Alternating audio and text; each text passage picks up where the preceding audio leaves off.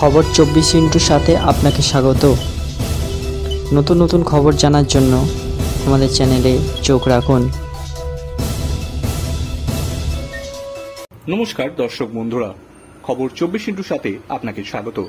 Indian premier লিগে এই মরশুমে অনেক কিছুই হচ্ছে কলকাতা নাইট রাইডার্স শিবিরে।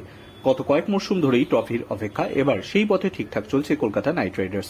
দুবার আইপিএল জিতেছে কেকেআর, সেই 2012 এবং 2014 সালে।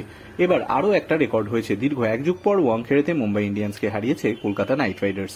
এইবার 2-2 করাই টার্গেট, সঙ্গে প্লে অফ এবং প্রথম 2-এ থাকা।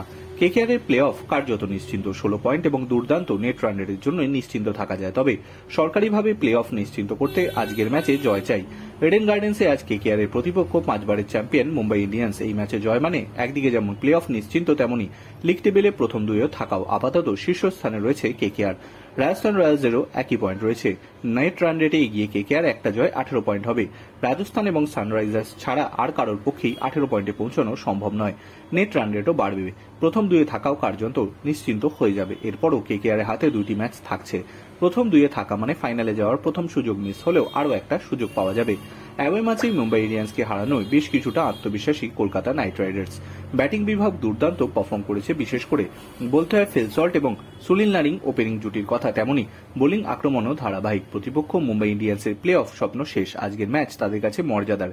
এডেন গার্ডেন্সের অন্যতম পছন্দ ভেন্যু রোহিত শর্মার। কেকেআর এর কাছে চ্যালেঞ্জ সেটাই। ব্যুরো রিপোর্ট, খবর 24x7।